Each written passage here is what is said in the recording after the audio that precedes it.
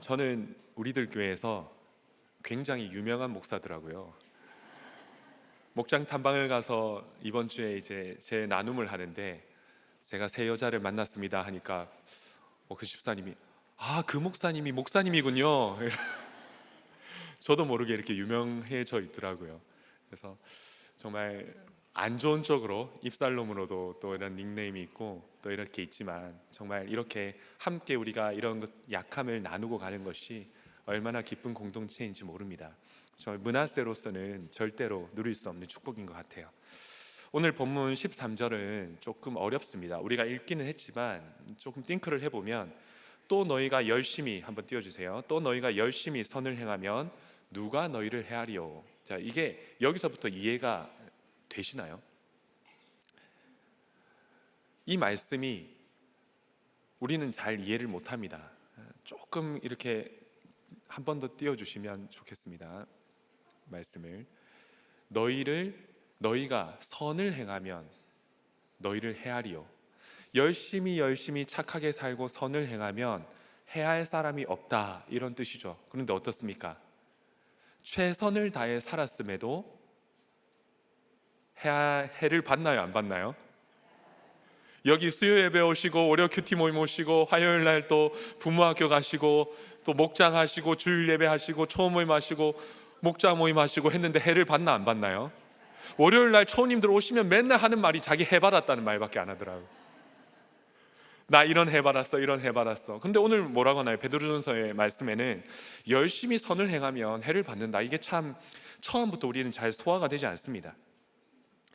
요즘 이제 제 어머니가 이제 치매에 걸리신 지 한 5년쯤 지나는데 어머니를 만나면 항상 이제 새싹 큐티를 합니다. 새싹 큐티를 늘 하고 얼마 전에도 가고 제가 어머니와 새싹 큐티 하는 시간보다 저희 아내가 이제 매주 가서 어머니와 이제 새싹 큐티를 하는데 한 번은 이제 아내와 함께 이렇게 어머니와 함께 새싹 큐티를 하는데 마가복음 얼마 전에 묵상했던 마가복음 본문이었어요. 마가복음에 이제 이런 그 예수님이 죽으시고 십자가에 달려 부활하신 그 본문이 쭉 나오면서 적용 질문이 이렇게 나왔습니다. 그러면서 하나님께 감사하냐 이렇게 어머니께 물으니 어머니께서 감사하다고. 그 다음 질문이 이렇게 나오더라고요. 감사하면 하나님께 내가 드릴 것이 있는데 무엇을 드리고 싶은지 이렇게 질문이 있더래요. 어머니가 이렇게 어머니 뭘 드리고 싶으세요? 이렇게 싶으세요? 물었더니 어머니가 드릴 거 없다 이러시는 거예요. 그래도 감사하다면 좀 드려야 되지 않나요? 뭐 드리고 싶으세요? 이렇게 물었더니 어머님 처음에는 이제 돈 이렇게 얘기하시더라고요. 어머니가 치매가 깊어지기 전에 이제 어머니와 함께 마지막 예배를 드렸던 기억이 있습니다. 그때 어머니가 헌금 봉투에 제 이름과 아내 이름, 본인 이름을 써서 준비를 해 놓으셨더라고요. 이것도 기억이 나고. 근데 돈도 약간 우리가 원하는 이런 대답이 아니잖아요. 한 번 더 물었습니다. 어머님 정말 드리고 싶은 게 뭐 있으세요? 가장 소중한 뭘 드리고 싶으세요? 하니까 어머니가 저를 이렇게 쳐다보더니 아들 이러더라고요. 강제로 하나님께 제가 그날 드려졌습니다. 근데 이것도 좀 그렇잖아요. 이제 아내가 좀 마음에 안 들었나 봐요. 남의 남편을 하나님께 드린다고 하니까 아내가 물었어요. 어머니 아들 말고 뭐 드리고 싶은 거 없으세요? 이러니까 어머니가 대뜸 아들 줬으면 됐지 이러더라고요. 아무튼 하나님께 드려졌습니다. 성전의 목과 같이 박힌 인생이죠. 근데 이제 어머니께 늘 이렇게 만날 때마다 새싹 큐티, 제가 자녀가 없다 보니까 이 새싹 큐티 어머니와 함께 할 수 있는 시간을 주시더라고요. 새싹 큐티를 하고 함께 묻고 질문하고 기도하고 하는데 한 번은 이제 어머니와 산책을 하면서 이렇게 또 어머니께 물었습니다. 어머니 이러면서 기도해야죠. 이렇게 아들과 또 이런 것들을 위해서 기도해야죠 하니까 어머니가 갑자기 기도하기 싫대요. 물었습니다. 왜 기도하기 싫으세요? 물었더니 나에게 이런 병을 주셨기 때문에, 내 아무리 기도해도 하나님 이런 병을 주셨기 때문에 하나님 내 기도에 응답하지 않는 것 같아, 이렇게 얘기를 하시더라고요. 그 말을 듣고 참 많이 생각을 했습니다. 왜냐하면 어머니와 큐티할 때마다, 예배 드릴 때마다 어머니가 꼭 기도했던 것이 하나님 치매 걸리지 않게 해주세요. 하나님 해 당하지 않게 해주세요. 하나님 이 치매 빨리 낫게 해주세요. 이렇게 기도를 했는데 정작 점점 기억을 잃어가시죠. 우리는 이 13절이 선뜻 이해가 되지 않습니다. 열심히 선을 행하고 열심히 기도하고 부서 봉사하고 정말 열심히 하나님을 섬겼음에도 아들은 집을 나가고 남편은 돌아오지 않고 아내는 떠나가고 부모님은 병에 걸리고 내 육신이 약한 이 해를 당하는 이런 시간들이 참 있습니다. 이런 것을 보면 우리는 정말 이 말씀이 참 소화가 안 돼요. 이해할 수 없는 고난, 깊은 어둠, 사랑하는 사람을 잃어버리는, 내 모든 기억과 존재를 상실하는 그런 순간들이 찾아오죠. 근데 13절에 어떻게 베드로는 이렇게 열심히 선을 행하면 누가 너희를 헤아리오 이렇게 얘기를 했을까? 저희도 이제 14년간 스파게티 장사를 했는데 폐업을 했습니다. 5년 전에. 주일 성수도 하고 11조도 열심히 드리고 스파게티 함께 일하는 직원들 전도도 하고, 심지어 처음에는 스파게티 장사를 할 때 제가 음악을 찬송가를 틀어놨습니다. 열심히 선을 한다라고 생각했는데 결국 폐업을 하게 된 것이죠. 가게는 망하고 예루살렘은 무너지고 우리는 포로로 잡혀갑니다. 우리는 13절이 이해가 되지 않지만 14절에 베드로의 이 말을 들어보면 이게 무슨 뜻인지 이제 조금 보입니다. 14절 한번 띄워주시면 제가 읽겠습니다. 그러나 의를 위하여 고난을 받으면 복이 있는 자니 그를 두려워하는 것을 두려워하지 말며 근심하지 말고. 이 14절에 이 13절의 비밀이 숨겨져 있습니다. 찬찬히 보시면 이제 이해가 돼요. 선을 행해도 그러나 뭐죠? 고난이 온다는 것이죠. 고난이 온다는 거예요. 그런데 이 고난은 어떤 고난이다? 의를 위한 고난이다는 거죠. 우리가 받는 해는 의를 위한 해라는 겁니다. 물론 내 죄값이기도 하고 또 내 인생의 결론이기도 하지만 믿는 자는 그 모든 값을 예수께서 십자가에 다 치러 주셨어요. 더해서 우리가 치를 것이 없습니다. 행위가 아니에요. 그러면 믿는 자는 이후에 받는 그 고난조차 이 고난이 뭘 위한 고난이다? 의를 위한 고난이다. 뭘 위한 고난이다? 구원을 위한 고난이다. 의라는 것은 예수 그리스도, 그 예수 그리스도의 의를 말합니다. 이 고난을 통해서 죄인된 우리 육신에 예수 그리스도의 의가 덧입혀진다는 것이죠. 믿는 모든 사람은 어떻습니까? 죄를 범해도 고난이 오면 내 중심에 있는 이 아세라 목상이 깨달아지는 것이죠. 저기 산 위에 있던 그 우상이 어느새 내 마음에, 내 성전에, 내 예배에 돈이 들어와 있고 자녀가 들어와 있고 성공이 들어와 있고, 이것을 깨닫는 거예요. 뭘 통해서? 해를 받는 시간들을 통해서, 고난을 통해서. 그래서 14절에 의를 위하여 이 고난을 주시는데, 이 고난을 받는 사람이 어떤 사람이다? 14절에 이렇게 나오죠. 복이 있는 사람이다. 복이 있는 사람이다. 얼마나 놀라운 말씀인지 모릅니다. 이 모든 시간과 고난을 통해서 예수 그리스도의 구원이 이루어진다는 것이죠. 이 말씀을 묵상하면서 찬찬히 띵크해봤습니다. 어머니에게 치매라는 이 시간을 주신 것도 뭐를 위한 것이다? 의를 위한 것이다. 구원을 위한 것이구나. 인간적으로 생각하면 너무 슬퍼요. 왜냐하면 어머니가 고등학교 때 집을 떠나간 이후에 변변찮게 제대로 어머니와 시간을 보낸 적이 없습니다. 어머니와 여행 한번 간 적이 없고 어머니와 어떤 대화를 한 적이 없어요. 어머니 그때 왜 그러셨어요? 얼마나 힘들었는지 알아요? 이런 얘기를 한 번도 해본 적이 없습니다. 어느새 제 고난이, 제가 이제 성인이 되고 어머니가 집을 떠나갔던 나이가 되었고 조금씩 어머니가 이해가 되고, 이 귀한 구속사의 말씀을 통해서 정말 감옥 가고 알코올 중독이었던 아버지가 이해가 된 이 시점에 이제 조금 어머니와 대화를 하고 싶었는데 치매가 걸리신 거죠. 인간적으로는 되게 슬펐고 또 힘들었습니다. 그런데 오늘 말씀은 뭐죠? 그런 인간적인 그런 행위로 인한 선을 행해서 어떤 무엇을 주신다가 아니라 구원을 위한 것이다. 이것이 복이 있는 것이다. 그래서 이게 참 아직도 100% 이해는 되지 않아요.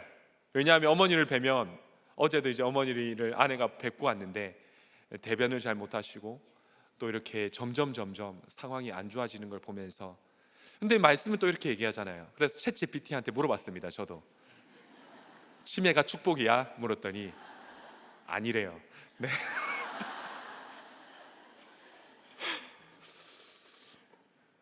챗 GPT는 이해를 하지 못합니다. 예, 걔는 구원을 못 받을 것 같아요. 예수 그리스도의 의가 죄인인 우리에게 덧입혀지기 위해서는 이 시간이 절대적으로 필요한 것이죠. 이 고난의 시간, 병 고침을 받아도 돌이키지 않는 우리에게, 해는 10도나 물러가는데 1도도 물러가지 않는 완악한 우리에게, 이 히스기야가 언제 회개했나요? 모든 성전에 있는 금을 다 벗겨진 그날, 침공을 당한 그날, 환난과 징벌과 모욕의 날이라 하며 하나님께 회개한 것이죠. 이 해를 받는 것, 이것이 얼마나 큰 축복인지 모릅니다. 왜냐하면 의를 위한 것이기 때문에. 그렇기 때문에 해를 입지 않는 것이죠. 왜요? 내가 죽어지고 예수 그리스도의 의가 나에게 덧입혀지는 사람은 해를 입지 않습니다. 오늘 지금의 심판이 영원한 심판을 피하게 하는 하나님의 축복이고 은혜인 것입니다. 실패이며 죽음이 아니라 의를 위하여 하나님께서 우리에게 허락한 시간이죠. 우리는 이 세상을 바라보는 관점을 바꿔야 됩니다. 구속사 여러분 뭔지 아시나요? 아시나요? 구속사? 아시나요? 신비한 미소를 띠고 있으면 모르는 걸로 간주하겠습니다. 구속사는 가끔 물으세요. 담임 목사님께서도. 저도 잘 모릅니다. 그런데 왜 모르냐면 이 구속사는 관점이기 때문이에요. 이 세상을 바라보는 관점, 이 안경이에요. 이 세상을 바라보는 안경인 것이죠. 관입니다. 세계관. 이 세계관보다 더 넓은 의미로 우리의 존재와 우리의 목적과 우리의 방향, 그렇기 때문에 이 관이기 때문에 이 구속사를 통하여서 어떤 사건을 바라봐야 하고, 이 구속사를 통하여서 인물을 바라봐야 되는 것이죠. 그렇기 때문에 이 관이 있어야만이 우리는 고난을 제대로 해석할 수 있습니다. 어떤 고등부 친구가, 이제 저는 판교 고등부에서 우리 청소년부 사역자님들과 함께 청소년부를 섬기고 있는데, 어떤 학생이 이렇게 질문을 합니다. 목사님, 큐티 하면서 담배 펴도 되나요? 뭐라고 대답을 할까요? 큐티 하면서 어떻게 담배를 펴? 담배 끊어야지. 이렇게 대답을 할까요? 그러니 옆에 있던 학생이 답답한 듯 다르게 물어봅니다. 그렇게 물어보면 안 되고 이렇게 물어봐야 돼. 목사님, 담배 피면서 큐티해도 되나요?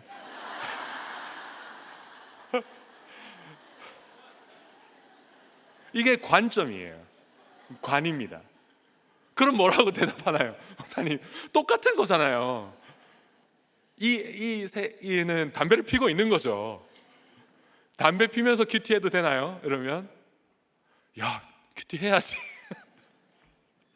관점이죠. 관점과 해석이 다릅니다. 우리가 해를 입는다는 것 무엇이죠? 구원을 위한 것이죠. 의를 이루기 위함입니다.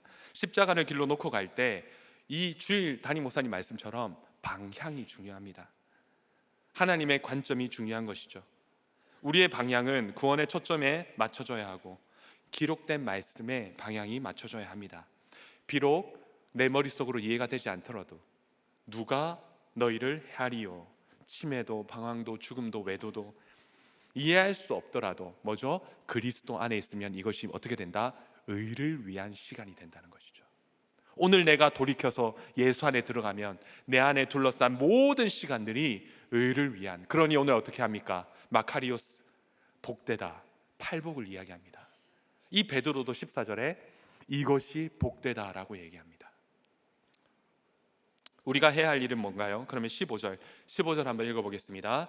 너희 마음에 그리스도를 주로 삼아 거룩하게 하고 너희 속에 있는 소망에 관한 이유를 묻는 자에게는 대답할 것을 항상 준비하되 온유와 두려움으로 하고, 16절 선한 양심을 가지라. 이는 그리스도 안에 있는 너희의 선행을 욕하는 자들로 그 비방하는 일에 부끄러움을 당하게 하려 함이라.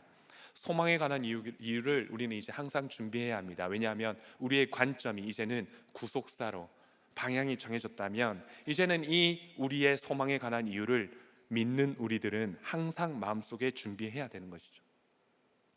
얼마 전에 이제 집에 냉장고가 고장이 났습니다. 냉장고 고장이 나니까 갑자기 저녁에 우웅 큰 소리가 나더니 아침에 문을 열었더니 다 녹아 있는 거예요. 녹아 있으니 얼마나 속상해요. 이 냉동실을 열어봤더니 그동안 아껴 먹느라 먹지 않았던 한우가 이렇게 녹아져 있는 거죠. 아끼면 안 돼요. 빨리 먹어야 됩니다. 너무 속상한 거예요. 빨리 전화를 했습니다. AS 센터에 전화를 했더니 내일 올 수 있대요. 마침 옆에 김치 냉장고가 있어서 중요한 것들은 김치 냉장고에 넣어놓고 또 나머지는 밖에 빼놨습니다. 그런데 다음 날 AS 기사님이 오셔서 이걸 보더니 이건 고칠 수 없다고, 부품을 교체해야 되는데 그 부품이 없다는 거예요. 그 부품이 오는데 3일이 걸린답니다. 3일. 지금 나의 소중한 음식들은 녹아가고 있는데 3일을 어떻게 기다려요? 정말 이 냉장고 안에. 그러니 이제 그때부터 냉장고에 있는 모든 것들을 꺼내기 시작했어요. 꺼내기 시작하니까 이 안에 내가 알 수 없는 세계들이 있더라고요. 어떤 걸 꺼내니까 너의 정체는 뭐니? 저의 유통기한은 24년입니다. 어떤 걸 꺼내니까 23년입니다. 어떤 걸 꺼내니까 19년입니다. 얘는 코로나 전에 들어왔어요. 수많은 것들을 이제 꺼내는데 내가 알 수 없는 그 물건과 유통기한과 제품과 아무것도 모르는, 그런데 어떻습니까? 고장이 나니까 정리를 하게 되는 것이죠. 그리고 마침 AS 센터 기사님이 오셔가지고 고쳐주시는데 이게 작동이 안 되면 냉장고를 바꿔야 돼요.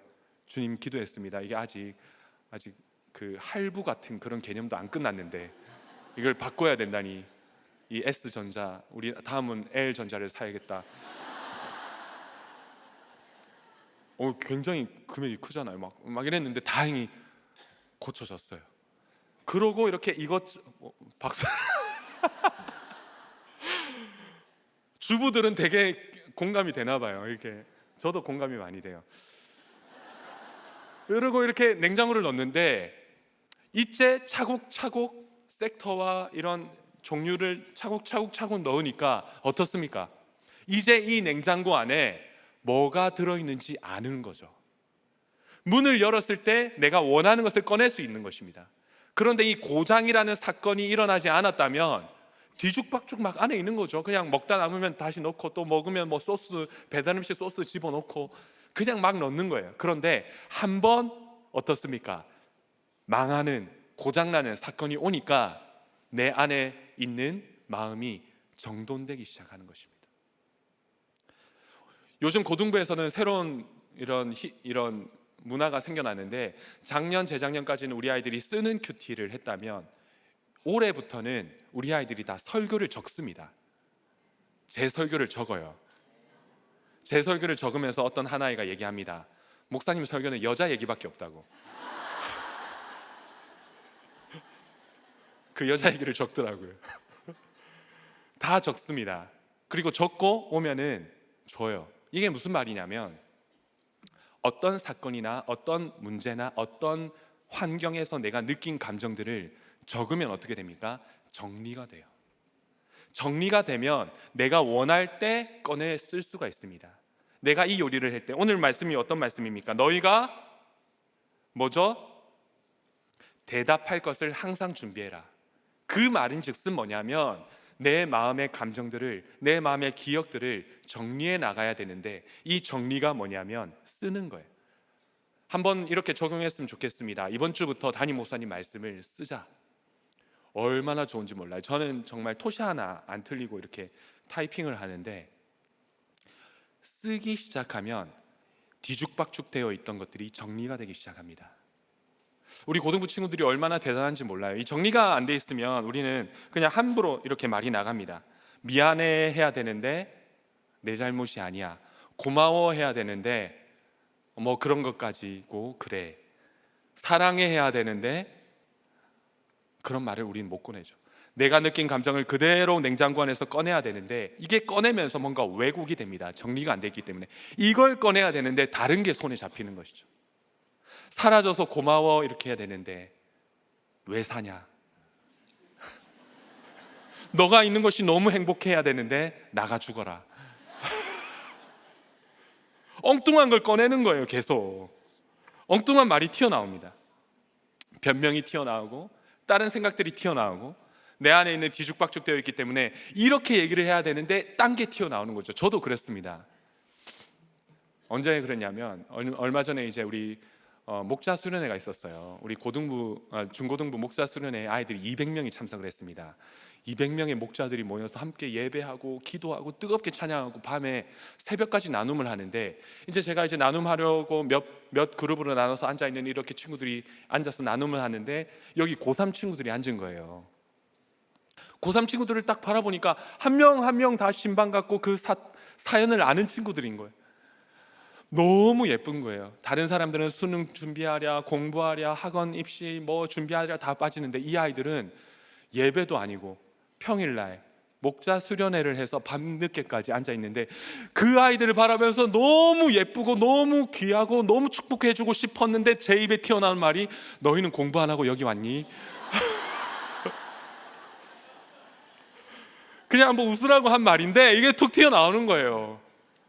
그냥 진짜 좀 이렇게 분위기 전환을 하려고 또 너무 친하고 예쁘다 보니까 이 말이 툭 튀어나왔는데, 아니나 다를까 쭉 돌면서 남눈을 하는데 어떤 한 고3 친구가 제 말에 상처를 받고 울기 시작하는 거예요. 목사님, 저도 얼마나 힘든지 몰라요. 미래가 불확실하고 나도 열심히 공부를 하고 싶은데 안 되고, 공부를 하기 싫어서 이곳에 온 게 아니다. 왜 그렇게 말씀하시냐? 사과하시라. 더 놀라운 건 오늘 큐티 본문 말씀으로 사과하시라. 우리 고등부 친구들의 수준이 이렇습니다. 저도 간증을 보면 깜짝깜짝 놀래요. 그날 큐티 본문 말씀이 예수님이 십자가 지기 전에 너무 두렵고 힘들어서 제자들에게 내가 죽을 것 같이 두렵고 힘들다라고 솔직하게 고백하는 본문이었습니다. 마가복음. 얼마 전에 큐티였잖아요. 그 본문대로 예수님은 이렇게 자신의 앞에 있는 이 상황을 솔직하게 제자들에게 나눴는데, 목사님은 이 솔직한 마음을 나누는 것이 너무 힘이 든다. 항상 저는 어떤 진중한, 무거운, 그리고 뭔가 낯간지러운 그런 말들을 해야 할 때 저는 늘 회피를 합니다. 유머로 회피하고, 딴소리를 하고, 실없는 소리를 하고, 그 사람에게 필요한 말을 하지 못하고 입에 다둔 채 그 뿌리를 삼켜보니까, 어머니 아버지가 그렇게 됐을 때도, 어머니가 바람나 집을 나갔을 때도 힘들다 슬프단 말을 아무에게도 말을 못했던 거예요. 내 감정을 나도 모르고, 그 감정을 표현하는 법도 모르고, 그 사람의 감정을 이해하는 법도 몰랐던 겁니다. 공부로 회피하고 죽음으로 회피하고 다른 곳으로 늘 도망만 다녔던 저예요. 그러니 이렇게 또 사과를 했습니다. 목사님이 이렇다. 그래서 너희를 봤을 때 너무 귀하고 축복해 주시고 싶고 너무 사랑스러운데 목사님의 솔직한 심정을 예수님처럼 표현하지 못했다. 그날 큐티로 이렇게 사과를 했습니다. 그러니 그 친구가 사과를 받아주더라고요. 우리는 어떻습니까? 이걸 꺼내야 되는데, 항상 대답할 말을 준비해야 되는데 내 속이 뒤죽박죽 되어 있어서 말 한마디로 상처를 주는 거죠. 잘했다, 너무 고생했다 해줘야 되는데 우리는 순간 딴 말이 툭 튀어나옵니다. 어떻게 해야 되나요?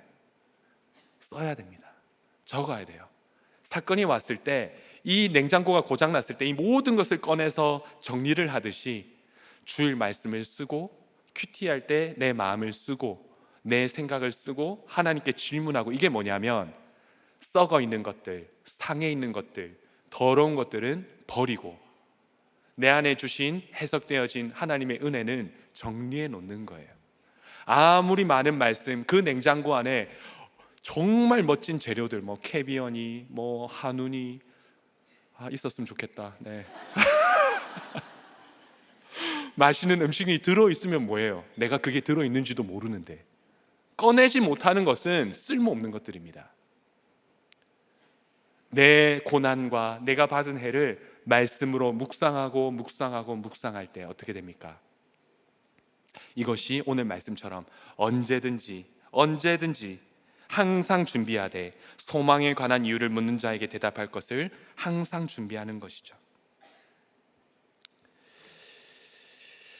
15절에 보니 이렇게 우리는 너희 마음에 그리스도를 주로 삼아 거룩하게 하고 너희 속에 있는 소망에 관한 이유를 묻는 자에게 대답할 것을 항상 준비해야 됩니다.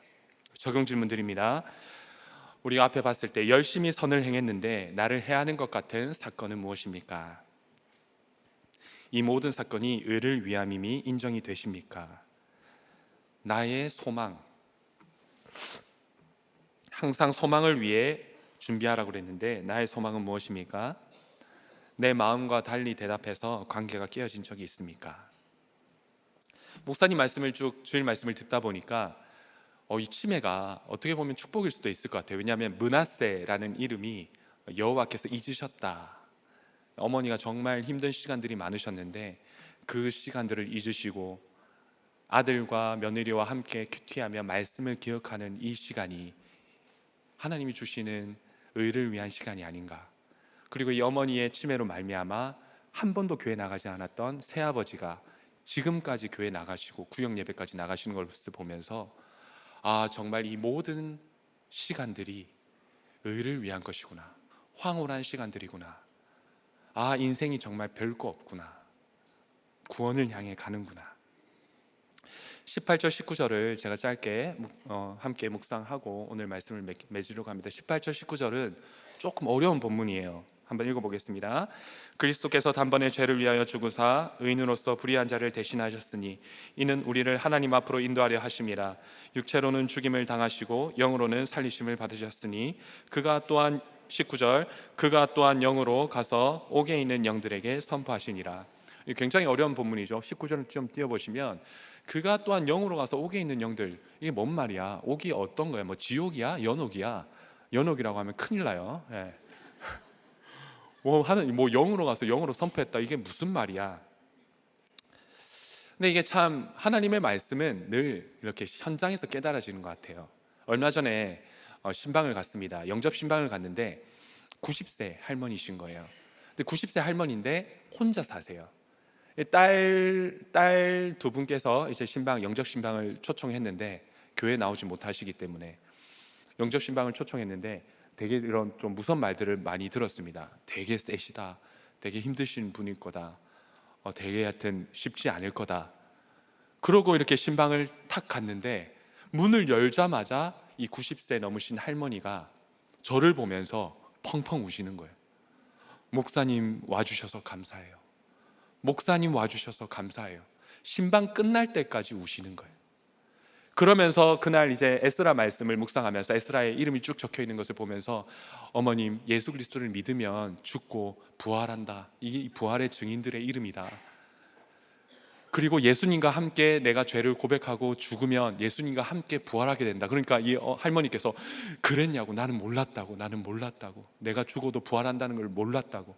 예수님이 내 죄를 위해 죽으셨다는 것을 몰랐다고 하면서 계속 우시면서 본인이 젊었을 때 종로에서 동아일보 격리하던 이야기부터 쭉 이렇게 남편이 바람핀 이야기 남편이 바람 폈는데 힘들게 아이들을 한 1930년도인가? 한 50년도쯤 될 것 같아요. 60년도인가? 내가 물어봤죠. 그때 급여가 얼마였냐? 그건 잘 기억이 안 난다. 봉투에다 다 넣어가지고 자기가 높은 하이힐을 신고 이렇게 다니면서 했는데 인기 많으셨겠다고 하니까 기자들이 대시도 했다고 이러면서 이렇게 쭉 간증을 하고 말씀을 듣고 찬양을 하고 딸들에게 미안하다. 딸들은 어머니에게 미안하다고, 사랑한다고. 이 둘째 딸은 20대 때 집을 나갔더라고요. 어머니 또 사랑한다고, 미안하다고.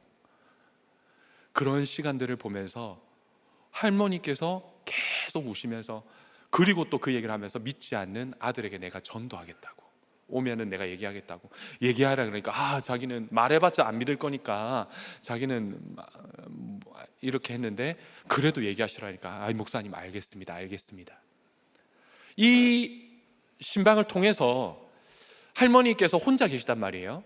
나가질 못해요. 허리가 아프셔가지고 오자마자 허리가 아프셔서 이렇게 못 나갔다고 막 얘기를 하시는데 이게 옥이구나. 그런데 이 옥에 갇힌 할머니를 누가 먼저 방문해 준 것 같더라고요. 나가지도 못하고 갇혀있던 이 할머니를 누가 먼저 방문해 줬기 때문에 목사가 갔을 때 펑펑 우는 거죠. 누가 먼저 가셨나요? 영이신 우리 예수님께서 먼저 가신 거죠. 이 말씀이 저에게 얼마나 큰 소망이 되는지 모릅니다. 왜냐하면 저희 어머니도 옥에 갇혀 있는 것 같은 상황이거든요. 인지가 떨어져 있기 때문에 보는 것을 그대로 보지 못하고 듣는 것을 그대로 듣지 못하고 뭔가가 가로막혀 있습니다. 인지가 떨어져 있기 때문에. 한 번은 여기에 어제 보니까 어머니 팔목에 화상이 있더라고요. 왜 화상이 있었냐면 요양 도우시는 분께서 이 팔목이 좀 아프셔다 해서 그 핫팩을 올려놨는데 그걸 계속 하고 있어서 이게 화상이 돼버린 거예요. 이것을 옮기려고 하는 힘도 없고 어머니 가야죠 해도 일어날 수 있는 인지도 없고 뭐죠? 옥에 갇혀 있는 것 같아요. 우리 자녀들 어떻습니까? 아무리 이야기해도 죄의 옥에 갇혀 있죠. 그런데 나는 찾아가지 못하지만 누가 찾아간다? 우리 예수님이, 영으로 오신 예수님이 19절에 보면 이 예수님께서 어떻게 하냐면 선포한다고 합니다. 선포. 이 선포는 굉장히 강력한 그 선언이에요. 헬라어 원문을 찾아보면은 죄에 빠져 있는 사람들에게 선포하는, 예수님께서 회개하라, 세례 요한이 회개하라, 요나가 니느웨를 향해서 회개하라, 왕의 권위로 선포하는 그 선언적 의미를 담고 있습니다. 나는 쭈뼛쭈뼛 말을 못해도 어떻습니까? 우리 주님이 영으로 옥에 있는 우리 모든 가족들, 주변에 있는 지체들에게 뭐죠? 선포하신다는 거예요. 뭘 선포하나요? 18절에 내가 죽었고 부활했다를 선포하는 거죠. 이제 말씀을 맺을게요. 그럼 언제 선포하느냐? 20절에 뜬금없이 노아가 나옵니다. 이것을 쭉 더 길게 풀어서 설교할 수도 있겠지만 짧게 이야기하자면 뭐냐면 이 노아 20절에 이렇게 시작합니다. 그들은 전에 노아의 날 방주를 준비할 동안 하나님이 오래 참고 기다릴 때 복종하지 아니하던 자들이라, 그 자들에게 선포를 한다는 거죠. 어떻게 선포하나요? 노아가 여전한 방식으로 방주를 짓는 이 모습이 선포하는 겁니다. 나는 그저 하나님이 원한 그 구원을 위하여 온 힘을 다하여 방주를 짓고 TT를 가고 힘을 다하여 교회를 섬기는데 내가 갈 수 없는 그 사람을 누가?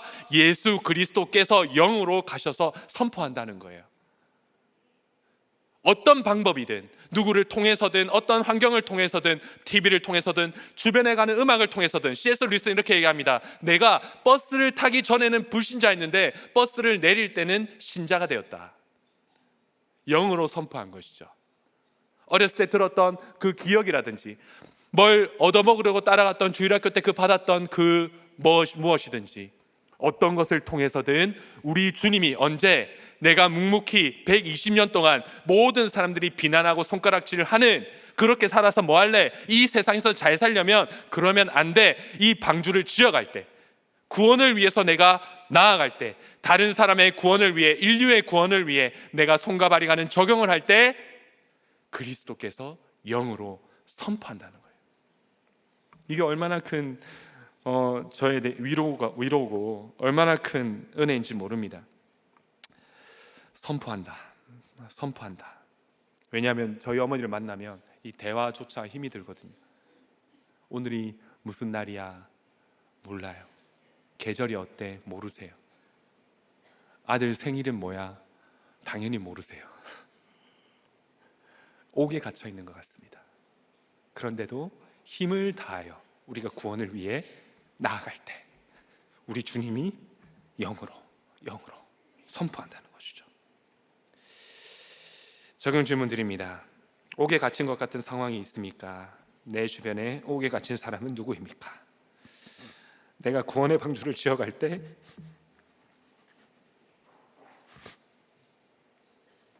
여기신 우리 주님이 복음을 선포해 주실 것을 믿으십니까? 22절에 그 예수님은 하늘에 오르사 하나님 우편에 계시니 천사들과 권세들과 능력들이 그에게 복종하는 위대한 분이십니다. 제가 기도하고 또 이어서 우리 추원님 말씀 듣도록 하겠습니다. 그래도 나하고 얘기해야 돼. 네. 깜짝. 거기도 나를 어디서 영으로 누가 선포하는 것 같은 실체가 없는. 네. 그러니까 나를 안 쳐다보네 거기도. 예. 네? 예, 지난번에 정 목사는 내가 안 와서 굉장히 유감이라 그러던데. 정 목사를 다시 올릴까요? 예. 그러니까 나도 오늘 하도 그냥 그 7일 많이 해가지고 속으로는 칭찬하고 싶은데 입으로는 항상 치리가 나가.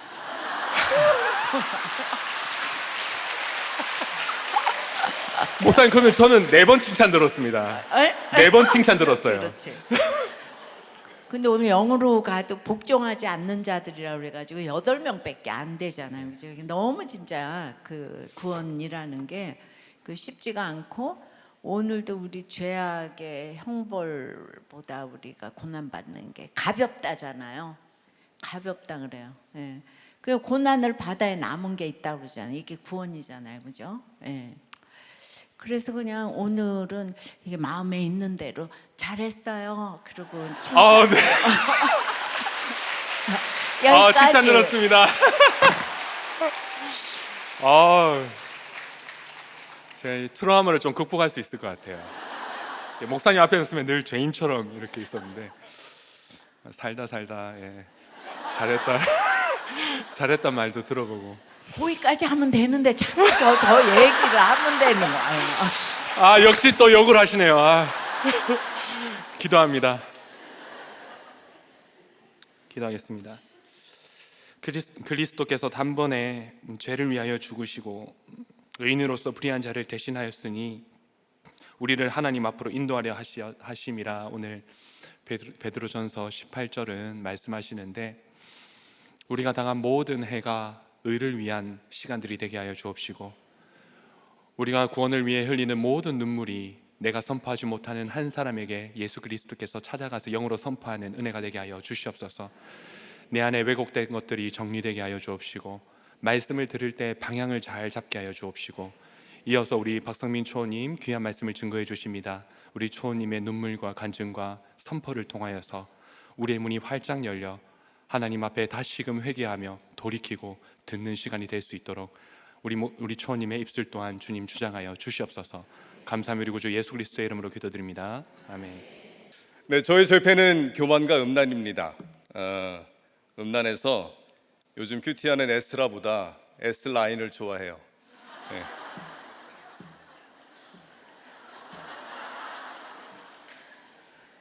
네, 또 너무 교만해가지고요, 초원직의 직분보다 더 좋아하는 게 초원 이기기입니다. 제가 이기고 이기는 삶을 너무 좋아했습니다. 네, 이런 저를 위해서 이 베드로 전서가 계속 거룩하라고 잔소리해 주십니다. 이 복 있는 자로 택함 받은 저와 우리가 어떻게 예수 그리스도를 닮아서 거룩함에 한 걸음 더 나아갈 수 있을지 저의 간증과 함께 나누고자 합니다. 저 역시 이제 베드로 사도처럼 3가지의 바꾸라로 대지를 만들어 봤습니다. 첫째, 가치관을 바꾸라입니다. 이 13절 말씀처럼 세상에서도 열심히 선을 행하는 사람은 칭송을 받습니다.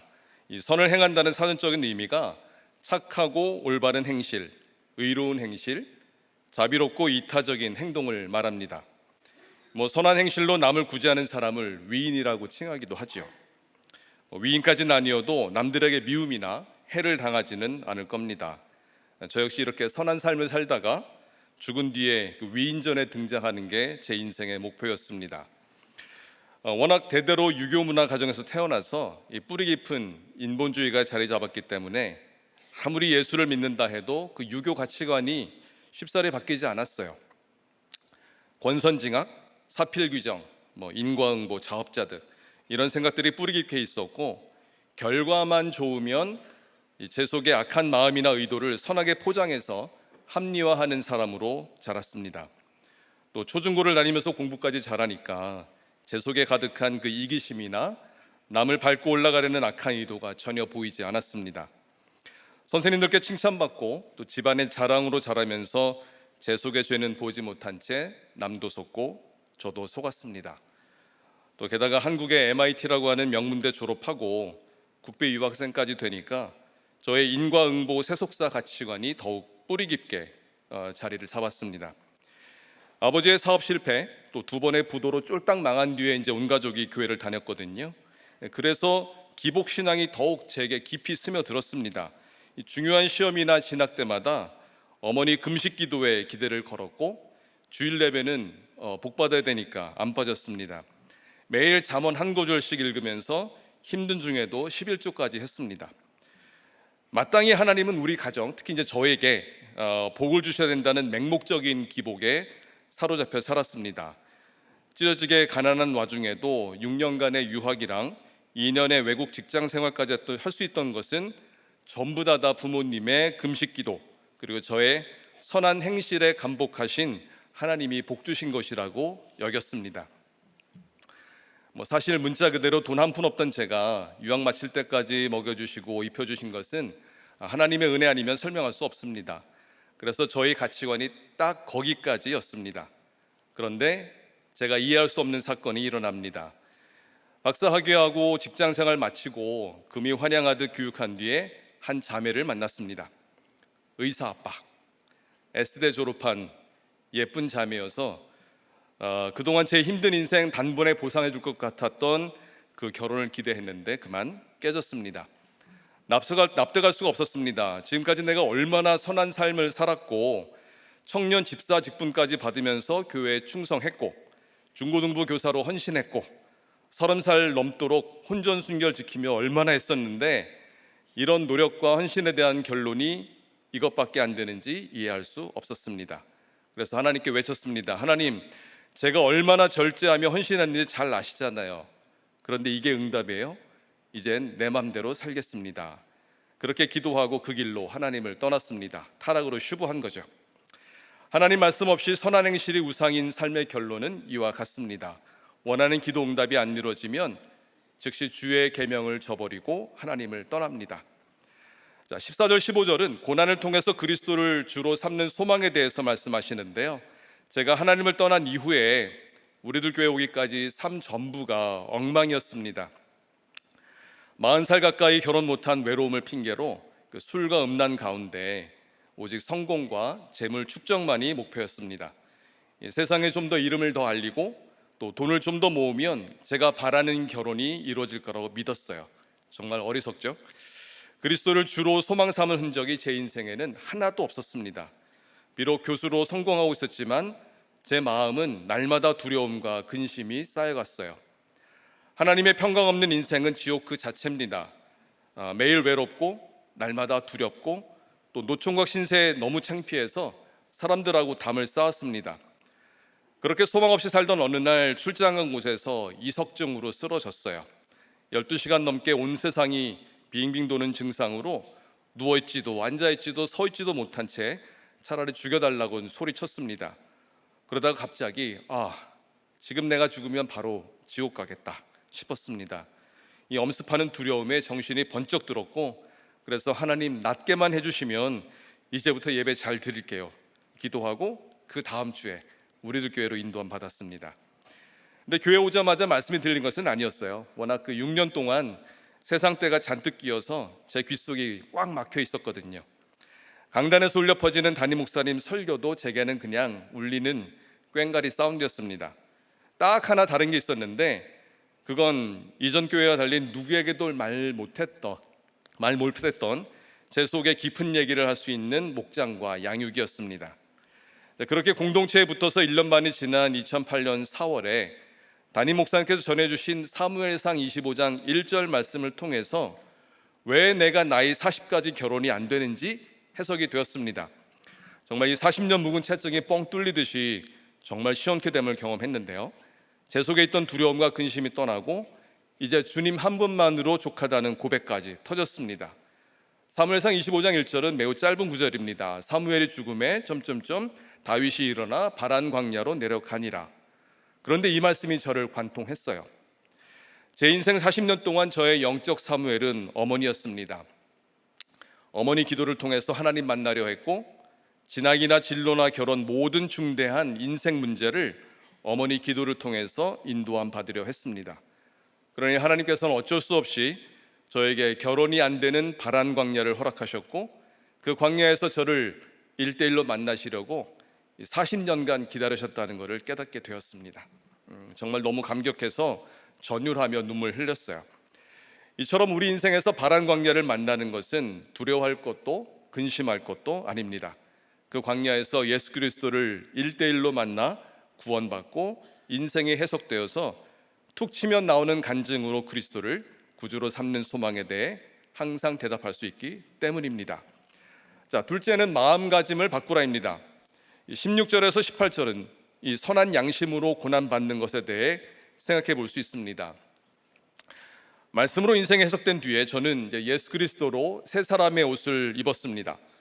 하지만 여전히 육이 넘어지고 깨지는 시험을 피할 수는 없었어요. 악한 행실로 고난받는 것은 삶의 결론이라고 할 수 있지만 주 안에서 선한 행실로 욕먹는다면 그건 의도치 않은 억울한 고난일 겁니다. 그런데 역사상 가장 억울하게 고난당하신, 아니 친히 고난을 자처하신 분이 계시니 바로 예수 그리스도시죠. 죄가 하나도 없으신 분이 100% 죄인의 노래를 위해서 십자가에서 죽임당하셨고 그로 말미암아 우리에게 영생의 소망이 생겼습니다. 자, 그렇다면 이제 우리도 예수님이 지신 십자가를 나도 지겠다고 마음가짐을 바꿔야 되지 않을까요? 작년에 제게 사건이 있었습니다. 2022년부터 3년에 걸쳐서 학생들에게 반도체 칩 설계를 교육하는 큰 사업의 책임자로 프로젝트를 이끌었습니다. 그리고 작년 5월 마무리를 잘 했습니다. 제가 속한 학교의 학부생들이 처음으로 반도체 칩을 제작해보는 의미 있는 사업이어서 정말 힘들었지만 사명으로 여기며 최선을 다해 감당했습니다. 그리고 여름 TT 사역을 마치고 돌아온 8월 초 생각지도 못한 소식이 전달되었어요. 이 사업을 정산해 보니까 불인정되는 비용이 발생했고 그 비용을 사업 책임자인 제가 모두 다 반납해야 된다는 소식이었습니다. 기가 막혔습니다. 원칙대로 하려고 이 별도의 재무 담당 직원까지 두면서 정말 성실하게 했기 때문에 아예 생각하지 못했던 일이었습니다. 또 한두 푼도 아니고 1240만 원이라는 이 큰 금액을 당장 물어내라는 통지서에 망연자실했습니다. 이 불인정된 그 사유는 학부생들이 만든 그 반도체 칩이 사업 완료 시점보다 조금 늦게 한국에 도착한 것인데 이건 이제 반도체 칩을 제작하는 외국 회사 사정으로 연기된 것이 제 잘못이 아니었거든요. 그냥 사업 책임자란 이유로 무조건 반납해야 된다는 통보여서 정말 난감했습니다. 마침 이의 신청할 기회가 있어서 공동체 중보기도를 요청했어요. 그날이 10월 1일 국군의 날입니다. 하나님의 군사가 된 비장한 마음으로 기도하고 면담에 임했습니다. 그날 큐티 말씀이 사도행전 11장에 베드로가 자신을 비난하는 할례자들에게 보자기 환상과 또 고넬료를 비롯한 이방인에게도 성령이 임한 것을 자세히 설명하는 본문이었습니다. 그날 제가 올린 큐티 중 일부입니다. 오늘 이의 신청 면담이 있습니다. 베드로가 비난받을 때 이 일을 차례로 설명한 것처럼 저도 사건에 대해 겸손히 소상하게 설명하겠습니다. 그렇게 하늘이 열려서 심사위원분들에게 감동이 있기를 기도합니다. 무엇보다 결과에 일희일비하지 않고 이 사건으로 제 기도가 열리고 생각이 열리고 사랑이 열리는 기적이 일어난 것을 기뻐하겠습니다. 특히 간절히 바라는 것은 저 역시 베드로 사도처럼 하나님께서 함께 하심을 보이는 것입니다. 결과가 100% 불인정되더라도 겸허하게 값을 치르는 마음으로 오직 성령님이 함께 하심을 보이고 제 간증 듣는 심사위원들에게 감동이 있어서 하나님께 영광 돌리기를 기도합니다. 이 나눔을 이제 초원과 목장과 소년부 교사 단톡방에 올리고 떨리는 마음으로 힘사장에 갔습니다. 그리고 마치고 오면서 다시 공동체에 글을 올렸습니다. 기도해 주셔서 감사합니다. 차례로 설명하고 답변했습니다. 저에게 마지막으로 한마디 하라고 해서 심사위원들 앞에서 간증했습니다. 저는 예수 믿는 사람입니다. 학생들을 위해서 최선을 다해서 사업을 수행했지만 제 역량이 미치지 못하는 일정 지키지 못한 점은 정말 송구합니다. 설령 제 이의 신청이 100% 불인정되더라도 이것은 하나님께서 제게 값을 치르라고 하시는 것으로 알고 순종할 것입니다. 이렇게 마쳤습니다. 그런데 마지막에 이 값을 치른다는 말부터 눈물이 왈칵 쏟아져서 목소리가 떨리는 바람에 제대로 전달되었을지 잘 모르겠습니다. 저를 위해 기도해 주신 모든 지체들께 감사드립니다. 자, 이렇게 큐티하고 글을 올리고 일주일이 지나 최종 결론이 나왔습니다. 궁금하시죠? 네, 모든 심사위원들이 저를 위해서 간청했어요. 그런데 결국 100% 불인정되었고 기한 내에 해당 금액 1240만 원을 전부 납부해야 했습니다. 여름 TT 사역을 은혜로 잘 마치고 선물처럼 받은 이 사건을 묵상하면서 보낸 3개월 참으로 힘든 시간이었습니다. 그런데 공동체에 중보기도가 있었고 지체들과 함께 큐티를 나누며 걸어온 은혜의 시간이기도 했습니다. 당장 구해냈던 그 큰 금액도 생각지 못한 곳에서 준비되어서 기한 내 납부할 수 있었습니다. 그런데 무엇보다 저에게 이 1240만 원의 의미는 특별합니다. 마치 하나님께서 저에게 성민아, 이 값은 너의 거룩함의 정도다 라고 말씀해 주신 것 같았기 때문입니다. 만약 금액이 124만 원이었다면 저는 이 사건에 이 정도로 깊이 묵상하지 않았을 겁니다. 또 만약에 1억 2,400만 원이었다면 도무지 감당할 수 없었겠죠. 딱 제 믿음의 수준에 맞게 이 1240만 원으로 하나님은 의도치 않은 억울한 고난 가운데 제 마음을 바꿔주시고 또 은혜의 때를 공동체와 함께 누리게 하셨습니다. 올해 TT가 있습니다. 어떤 선물을 받을지 또 기대가 됩니다. 네, 셋째, 태도를 바꾸라입니다. 19절 20절은 한 사람의 영혼 구원이 얼마나 중요한지 말씀하십니다. 저는 양반 출신도 아닌데 이 옳고 그름의 잣대가 너무 높습니다. 제 기준에 안 맞으면 분노하거나 또 무시하는 성향이 있어요. 교만했습니다. 아까도 초원지기보다 초원 이기기 좋아한다고 말씀드렸죠. 그래서 이 노아가 방주를 준비할 동안 자기 소견에 따라 복종하지 않은 자가 바로 접니다. 기준에 맞지 않은 사람을 멸시하고 무시하는 그 이중성이 제 속에 있습니다. 그런데 예수님은 저하고 정반대의 태도를 보이십니다. 하나님께 복종하지 않아서 사실 멸망당해도 할 말 없는 죄인들을 위해 영으로까지 가서 복음을 선포하는 그 수고를 하십니다. 이 무시해도 되는 자들을 위해 수고하신 것은 그만큼 구원 사역이 중요하기 때문이죠. 우리들 교회도 그 한 사람, 그 영혼 구원을 위해서 손이 가고 발이 가는 수고를 아끼지 않습니다. 예수 그리스도의 본을 따르는 모델로 담임 목사님께서 먼저 보여주셨고, 그렇게 우리도 구원의 방주에 오르는 그 은혜를 값없이 받았습니다. 여기서 질문이 생깁니다. 여러분은 구원의 방주에 오른 거 어떻게 확신하시죠? 언제나 물어봐도 담대하게 항상 예라고 할 수 있으세요? 우리들 교회 다니니까, 예배 사수하니까, 11조 하니까, 교사 봉사하니까, 직분에 충성하니까 그래서 확신하시나요? 때때로 구원의 확신이 흔들리진 않으세요? 구원의 확신이 흔들리지 않는 가장 확실한 비결은 정말 심플합니다. 담임 목사님께서 45년 넘도록 보이시는 큐티입니다. 물론 마음으로 믿고 입으로 시인하면 구원을 선물로 받지요. 그럼에도 좀처럼 변하지 않는 내 삶의 태도를 보면 우리는 주눅이 듭니다. 그래서 자신 있게 구원의 확신을 외치기 어려울 때가 종종 있어요. 저는 2006년 9월 우리들 교회 왔습니다. 그리고 2008년 1월 청년부 수련회에서 2번의 임신과 2번의 유산한 죄를 회개하며 유턴했습니다.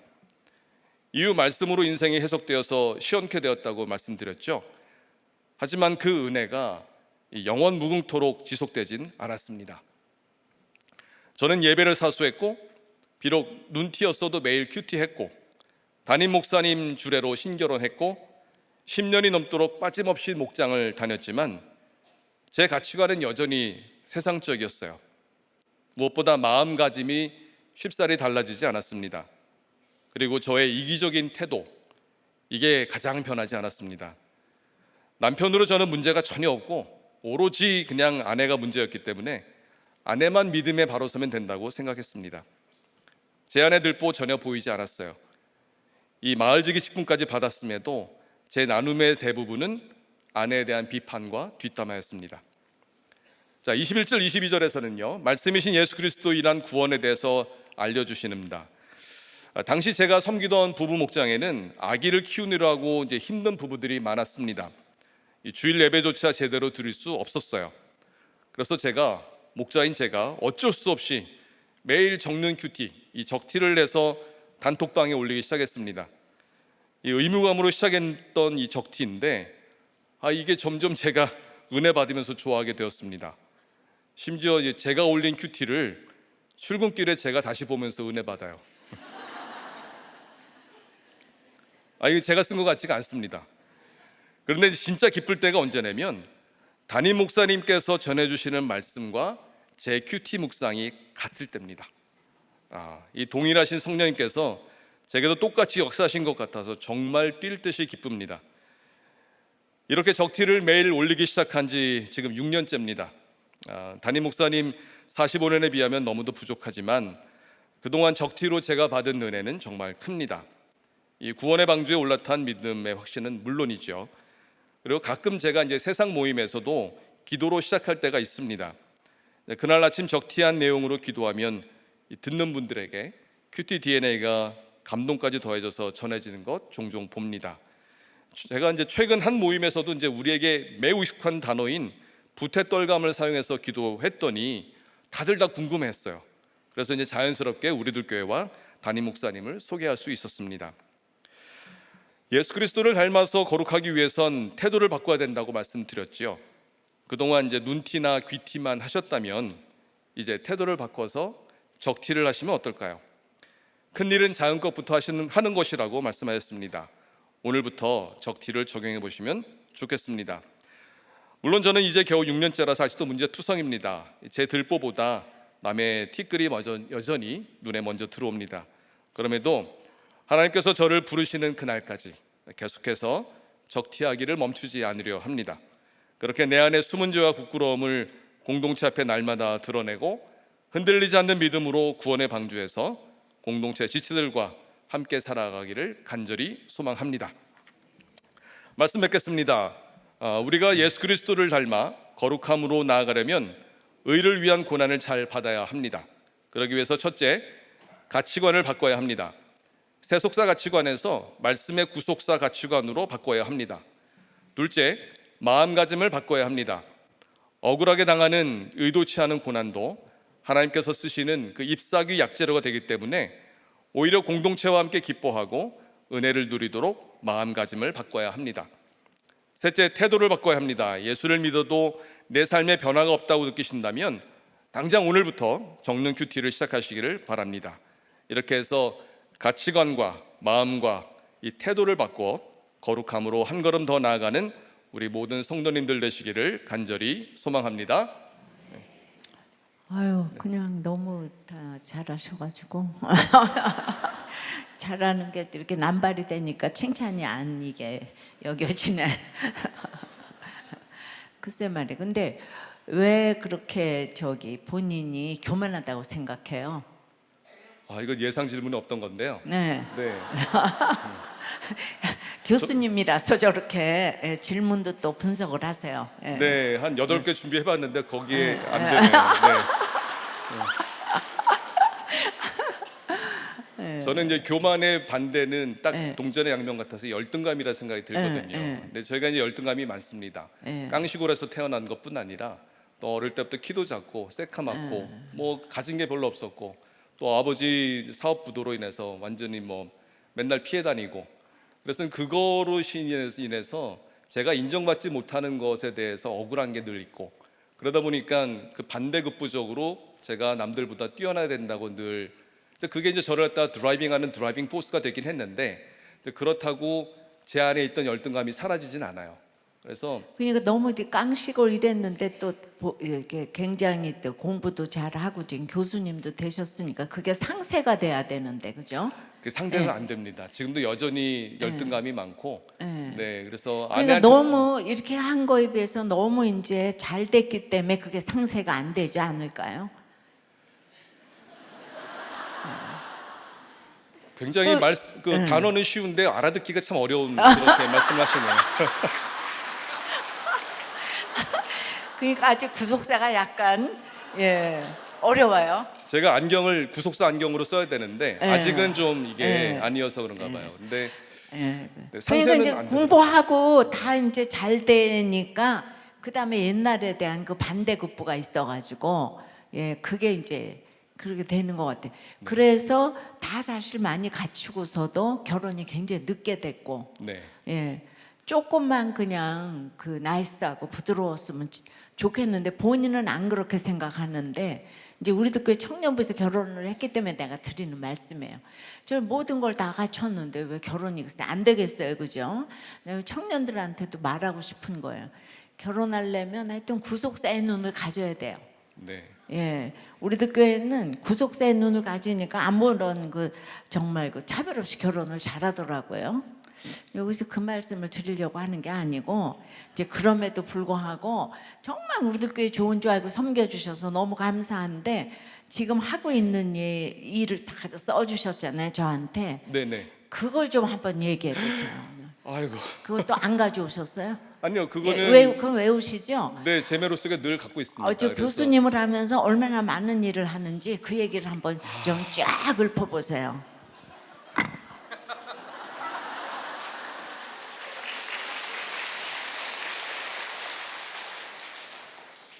제가 그 팔복산 기도회에서 세 가지 놓고 제가 기도를 했는데요.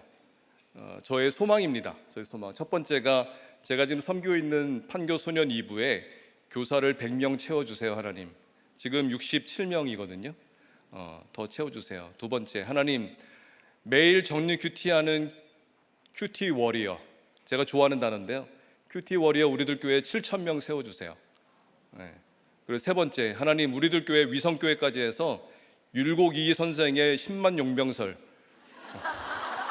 우리 큐티하는 우리들 교회 중심으로 10만 명을 세워주세요. 그래서 강에서 바다로 나가는 거 제가 여기 기도하고 있습니다. 그래서 교회 올 때마다 그렇게 기도하거든요. 저는 일단 그 목사님께서 기회를 주셔서 제가 하고 있는 걸 하면 올해 그 맡은 초원이 이제 광교 상현 쪽에 있고요. 그리고 청년국 본부장, 판교회 본부장을 하고 있습니다. 그랬더니 엘더분들을 위한 교육 세미나를 좀 요청하셔서 교육 세미나 하고, 또 소년부에도 선생님들을 위한 교육 세미나도 이제 이번에 처음 해봤고, 또 뭐 큐페 가는 건 당연한 거고요. 그리고 또 그 이번에 오늘 이제 설교도 있지만 다음 또 청년들의 그 먼데이 큐티 세미나에서 설교를 요청받아서 거기 설교하고 있고, 또 청년국 제주 TT에 부르심을 받아가지고 거기에 또 제가 참여를 하고 있고, 또 여름에 8월에는 또 저희 그 장년들 부부 목장 또 TT의 디렉으로 또 가게 됐고요. 그래서 제 삶의 거의 3분의 2가 이렇게 교회이기 때문에 어느 날 제가 저기 앉아 있는데 월요 큐티 세미나도 제가 그 수업 없는 날은 저기 앉아 있었거든요. 했더니 어느 전도사님 오셔가지고 일 안 해요? 네, 그래서 아니 와도 뭐라 그래요? 왜 속으로만 그래서 이제 너무 좋습니다. 그래서 이렇게 교회 오는 게 저한테는 제일 즐거움 중에 하나고요. 그리고 무엇보다도 또 이렇게 마음이 제일 편하기 때문에 제가 자꾸 오는 것 같아요. 와서 기도할 것도 많고, 팔복산 기도회가 좋았던 이유도 제가 기도할 리스트를 쭉 적어서 기도하면 1시간 걸리더라고요. 다. 저는 기도 요청하시는 분들이 좀 있어서 또 마음도 너무 아프고 뭐 몸 편치 않으신 분부터 해가지고 가정에 여러 사정이 있으신 분들, 그래서 그런 거를 하고 있습니다. 그렇게. 네. 아니 그러니까 교수님들이 사실 굉장히 그 탁월함으로 인해서 정말 참 문화세 같이 되기가 딱인데, 저렇게 그냥 저기 일은 다 교회에서 하고 월급은 학교에서 주고 아주 진짜 교회 일주일 내내 지금 교회를 지금 오셔야 되는데 그런데도 오는 정도가 아니고 또 곳곳에 지금 차출이 돼서 이제 가시고, 근데 이거를 너무 이제 기뻐하니까 앞에 내가 이제 교만이란 얘기를 쓰셨는데, 이 교만한 분도 이렇게 쓰임을 받을 수 있다 뭐 이런 얘기예요. 그러니까 여러분들의 모든 식구들 그 희망을, 오늘 소망에 관한 이유를 묻는 자에게는 항상 대답할 것을 이제 준비하라고 그랬으니까 이렇게 이제 우리 그 박 장로님의 이 삶을 보면서 학교도 그냥 아주 좋은 학교 교수님이잖아요. 그런 대학교 이름은 또 얘기하면 안 되나요? 괜찮아요? 아니요, 뭐 괜찮아요? 네, 이런 데 와서 됩니다. 막 얘기하는 것도 혹시 또 요새는 하도 그냥 저희가 돼가지고 네, 이제 얼마 안 남았어요. 얼마 안 남았어. 몇 년 안 야, 남았습니다. 그래서. 진짜 우리가 이렇게 같이 늙어가네. 네. 청년부에서 결혼했는데. 네. 그래서 저렇게 유학하고 이화대학 교수 하시면서 이렇게 일주일 내내 교회에서 사시고 갑자기 훌륭해 보이죠? 와, 아유 다시 한번 박수로.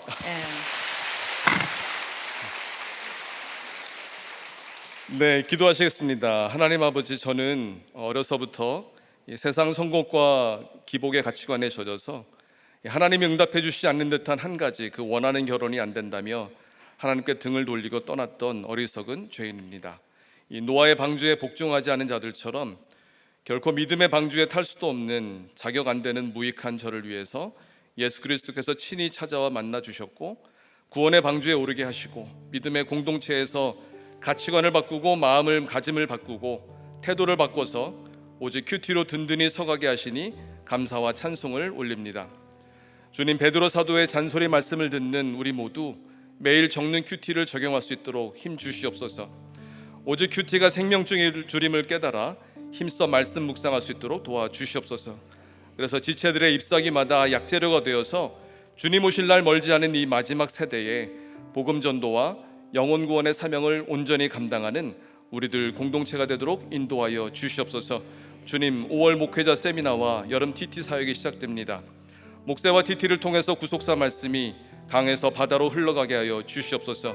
무엇보다 TT에 참여하는 우리들 공동체 지체들의 가치관을 세속사에서 구속사로 바꿔주시고 마음가짐과 삶의 태도를 새롭게 하여 방문하는 교회마다 귀한 약재로로 쓰임받게 은혜 주시옵소서. 이를 위해 날마다 눈물로 중보하시는 담임 목사님의 영육간의 강건함과 성령 충만을 주시옵고 동역하는 모든 사역자 위에 동일한 은혜로 부어 주시옵소서. 모든 말씀 살아계신 예수 그리스도 이름으로 감사하며 기도합니다. 아멘.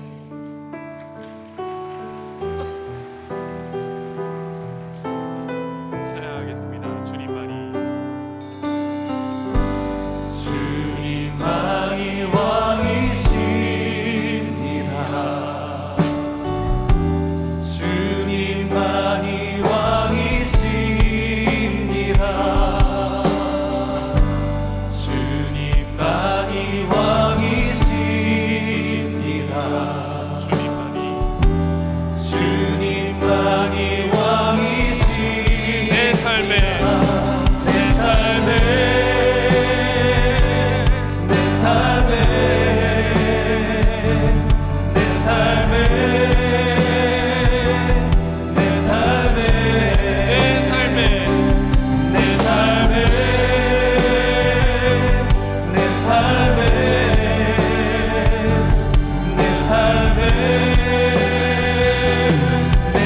우리 한 번 더 내 삶에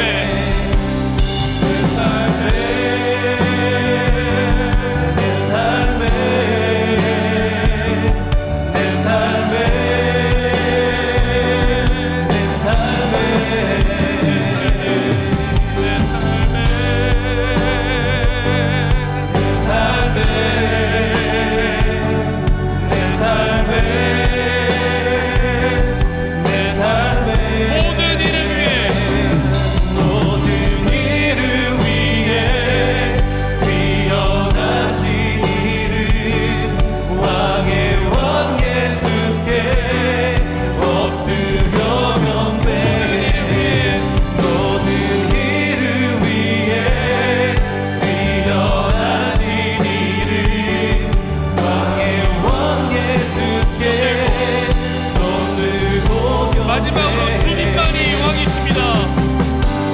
주님만이 왕이십니다. 주님만이 왕이십니다. 주님만이 왕이십니다. 주님만이 왕이십니다. 우리가 들은 말씀을 기억하며 오늘 베드로전서 3장 말씀을 기억하며 우리 함께 가정을 위해 기도하겠습니다.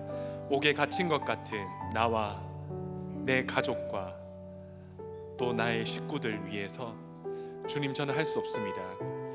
그저 하나님이 허락한 이 방주를 묵묵히 지어나갈 뿐이오니 주님, 영으로 정말 복음이 들리게 해달라고 옥에 갇혀있는 한 사람 한 사람 주님 영으로 찾아가셔서 성령님 임재하여 주셔서 주님 찾아가 주셔서 이 복음이 들리게 해달라고, 나를 해하는 것 같은 모든 시간들, 모든 사건들, 지금 나를 둘러싸고 있는 모든 환경들이 그리스도의 의를 이루는 환경이 되게 해달라고, 이 환경과 이 사건들을 통하여서 구원이 이루어지게 해달라고. 주여, 우리는 믿음이 없습니다. 하지만 이 말씀을 믿고, 복되다라고 하는 이 말씀을 믿고, 주님의 의가 이루어지는 은혜가 나와 내 가정과 내 삶에 있게 해달라고 우리 가정을 위해서 주여 한번 부르짖고 함께 기도하시겠습니다. 주여, 아버지 성이 행하면 아버지가 상없다고 하시면, 그러나 하나님 정말로 의를 위하여 고난을 받는다고 하십니다. 예수 그리스도 안에 들어가는 모두가 우리가 당하는 모든 고난과 우리 모든 눈물과 우리가 이해할 수 없는 모든 시간들이 그리스도의 의를 이루는 은혜가 있게 하여 주시옵소서. 아버지 이 팔복이 아버지에게 임하여 주시옵소서. 주여 하나님, 이 어떤 것이 고난이 이 어떤 것이 드리지만 주의 말씀을 믿고 하나님의 함께 하게 하시며 하나님의 기도로 내 삶을 걸어주게 주옵소서. 주여 하나님, 이제는 구원을 위하여 나아가는 시간이 되어 주옵소서. 하나님, 내가 믿음을 가져도 내가 살는 내 남편, 우리가 살는 우리 아내들, 주여 하나님 아버지, 정말로 육신의 감옥과 정신적인 감옥과 물질의 감옥이 넘쳐있는 자들에게 주여 영으로 임하셔서 영으로 임하셔서 자유를 선포하게 하여 주셔서 아버지의 말씀이 되게 하여 주셔서 하나님의 말씀이 말씀되게 하여 주셔서 우리의 생각과 우리 영역의 수많은 사람들이 아버지의 불타오며 우리의 모든 생각이 느껴지는 하나님 자유를 하게 하여 주셔서 아버지의 말씀이 되게 하여 주셔서 주여 말씀하여 주셔서 아버지의 은혜를 베풀어 주셔서. 우리가 지금 묵상하고 있는 에스라 말씀은 제가 참 기억나는 게 있는데요. 1회 띵크 목회 세미나 때 담임 목사님께서 이 말씀을 묵상하며 아하와 강가에서 온 교회 금식을 선포했습니다. 그 목회가 벌써 지금 10년이 넘었어요. 이제 곧 다가오는 목회를 통하여서 무너졌던 성전이 지어지도록 한 사람의 목사님이 변하시면 정말 그 교회가 변합니다.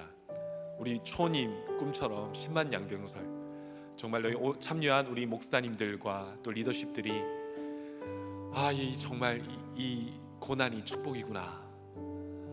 내 안에 있는 이 예배 가운데 들어있는 산당들이 폐하여지고 말씀이 들리는 은혜가 있게 해달라고 우리가 다가오는 5월 셋째 주 시작되는 목세를 위해서 이 시간 기도하며 또 온 힘을 다해서 우리 교회가 함께 방주 짓는 우리 TT를 위해서 우리 청년부, 청소년부, 그리고 해외 아웃리치, 국내 아웃리치, 우리 TT와 또 이제 시작되는 큐티 페스티벌을 위해서 우리 아이들이 어릴 때부터 이 세상을 바라보는 눈이 바뀌어서 방향을 바로 잡고 갈 수 있는 교회 되게 해달라고, 교회를 위해서 또 우리가 우리의 목장을 여전한 방식으로 모여서 함께 산당을 폐하며 아세라를 꺾는 우리 목장을 위해서, 그리고 정말 너무 귀한 말씀 목사님 계속 매주 증거해 주시는데 우리 목사님의 말씀 사역과 건강과 또 우리 담임 목사님 위해서 이 시간 우리 교회를 위해서 한 번 더 주여 한번 부르짖고 기도하시겠습니다.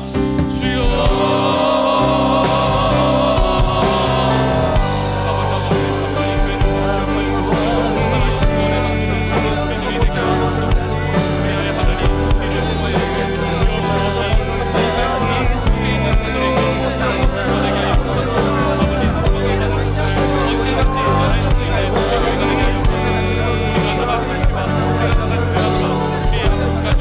언제든지 우리가 소망이 가는 것들을 증거하여 말씀하여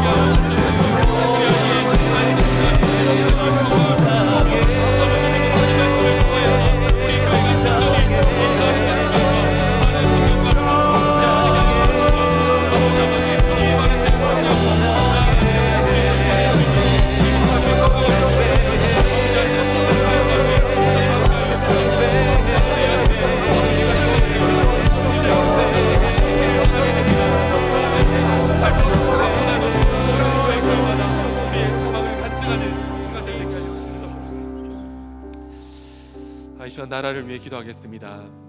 참으로 우리가 기도하지 않을 수가 없습니다. 하나님과 시선을 같이 하여서 이 나라가 정말 하나님이 바라보는 곳으로 시선을 같이 하여 모든 악법들이 교묘하게 바꾸었던 조항들, 생명을 해하는 모든 악법들이 폐하여지게 하여 주시옵소서. 하나님께 돌아선 나라가 아니라 죄로부터 돌아서서 하나님께 다시금 돌아오는 나라가 되게 하여 주시옵소서.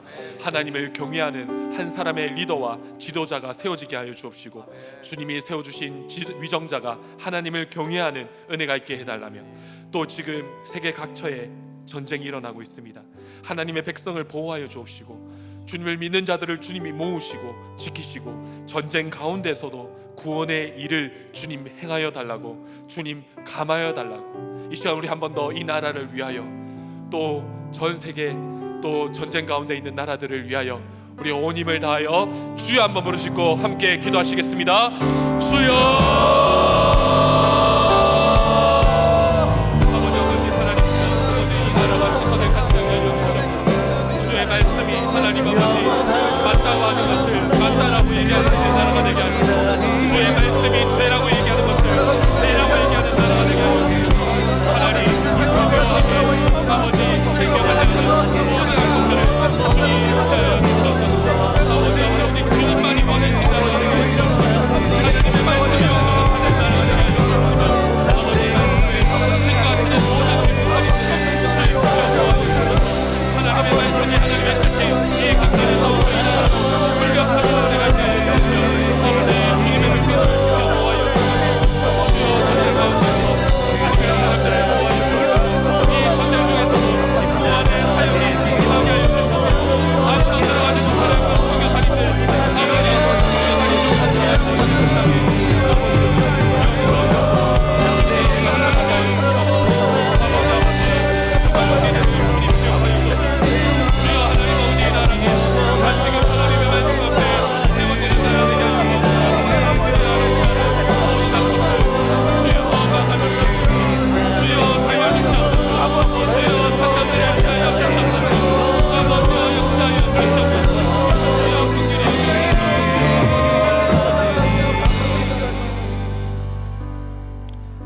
우리가 함께 화면에 띄어지는 우리 공동체 기도 제목을 놓고 함께 기도하겠습니다. 우리 김혜성 집사님 손자 유이건을 위해서, 우리 박정식 집사님과 고인숙 집사님, 또 장광청 집사님 아버님, 박현지 집사님, 김승고 집사님의 손녀 김진아 청년, 김정은 집사님 할머님, 임기현 집사님의 시어머님, 현수미 집사님의 친정어머니 유경신 집사님, 올케 김성거 집사님, 박미애 집사님, 홍인숙 집사님, 연현희 집사님, 심상희 집사님의 아들 용석이, 조용희 집사님의 오빠 조용찬, 참미나 집사님의 아들 태린이, 진영경 집사님, 서정수 집사님의 남편 우리 최방영 집사님 위해서 이 시간 우리의 연약함, 정말 해를 당한 이 시간을 통하여서 그리스도의 의가 임하며 우리의 약함을 통하여 그리스도의 강함이, 그리고 정말로 듣지 아니하였던 모든 말씀이 들리는 은혜가, 그리하여 말씀이 들릴 때 무너졌던 육이 세워지고, 영이 산이 육이 세워지고,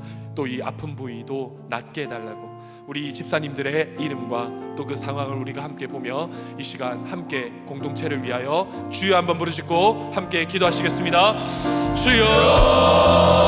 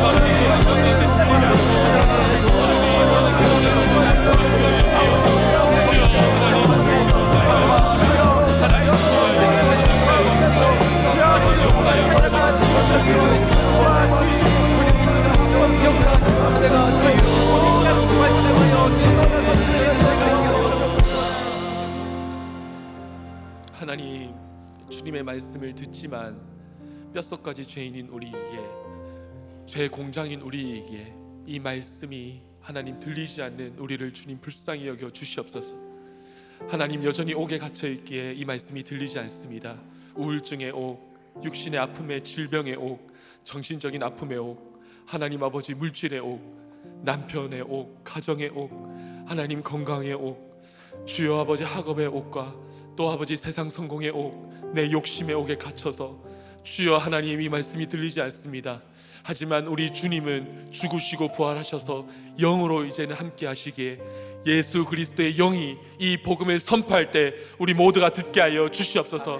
이 옥 가운데서도 주의 복음의 말씀을 듣고 이제는 모든 헤아려 하는 모든 상황이 주님의 의를 위한 모든 구속사의 사건으로 해석되어지는 은혜가 우리들에게 있게 하여 주시옵소서. 하지만 우리가 약합니다.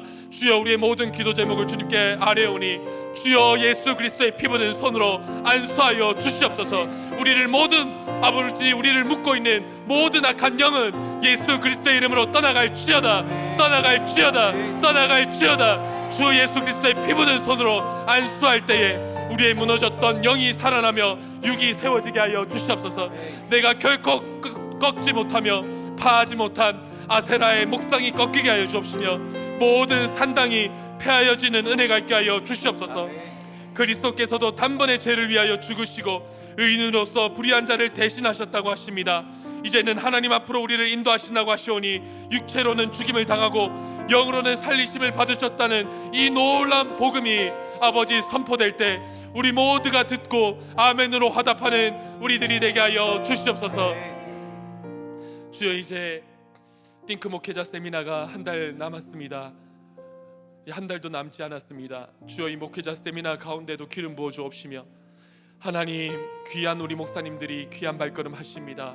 그 목사님들과 리더십들이 이 말씀을 듣고 주여 하나님이 구속사의 말씀으로 함께 목회하는 교회가 많아지는 은혜가 있게 하여 주옵시고 아와 강가에서 우리가 금식을 선포하며 포로로 돌아갈 때에 참으로 하나님 소망에 관한 것을 우리가 말해야 합니다.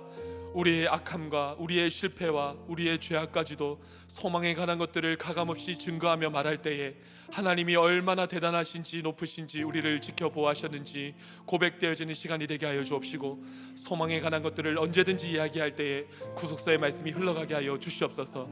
아와 강가에서 금식을 선포하며 이래 때 정말 목이 쉰 상태로 눈물로 하나님 1회 세미나를 거쳐서 벌써 10년이 훌쩍 넘었습니다. 여전한 방식으로 단위에서 동일한 말씀을 증거하시며 동일한 가치관으로 힘을 다하여 부르짖으시는 우리 목사님 영육을 지켜보아여 주옵시고 아버지 우리 목사님의 선포되어지는 모든 말씀을 통하여서 우리의 세속사가 꺾이며 우리의 모든 산당들이 불태워지는 시간 되게 하여 주옵시고 또 주일날 담임 목사님의 선포되어지는 말씀을 통하여 하나님 잊혀졌던 우리들이 다시금 여호와께 기억되는 은혜가 우리 목사님을 통하여 시작되게 하여 주시옵소서. 주여 이 나라를 불쌍히 여겨 주시옵소서. 교묘하게 하나님의 시선을 정말로 교묘한 법조항으로 가리우는 이 모든 악법들이 주님 폐하여지게 하여 주시옵소서. 하나님 한 생명이 보호되게 하여 주옵시고 주여 우리가 품었던 한 생명이 이 땅의 빛을 보며 아버지 잉태될 수 있도록 하나님 모든 악법들을 주여 폐하여 주시옵소서. 그리하여 이 나라가 다시금 하나님 앞에 말씀으로 세워지는 나라가 되게 하여 주옵시고 말씀이 틀렸다는 것을 강단에서도 틀렸다라고 선포할 수 있는 나라가 되게 하여 주옵시며 하나님의 시선과 방향을 같이 하는 나라가 될 수 있도록 그리하여 이 나라를 통하여 하나님의 귀한 복음이 전 세계로 울려 퍼질 수 있는 선교사의 사명을 감당하는 나라가 되게 하여 주시옵소서. 전쟁 가운데서도 하나님의 백성들을 지켜보아여 주옵시고 하나님이 택한 백성들이 전쟁 가운데서도 아버지여 구원으로 이루어지는 은혜가 곳곳에 있게 하여 주옵시며 전쟁으로 인한 막힌 모든 선교사님들조차 갈 수 없는 모든 곳곳에 그리스도께서 영으로 찾아가 구원의 복음이 선포되어지는 은혜가 이 땅 가운데도 있게 하여 주시옵소서. 이제 우리 구주 예수 그리스도의 은혜와 하나님 아버지의 무한하신 사랑과 성령 하나님의 이로 교통하심이 함께 말씀 앞에 예배드린 우리 모든 우리들 교회 성도님들과 또 이 교회 이 예배에 참석한 모든 지체들과 온라인으로 참여하는 모든 지체들 머리 위에 이 은혜가 영원히 함께 있기를 간절히 축원하옵나이다. 아멘.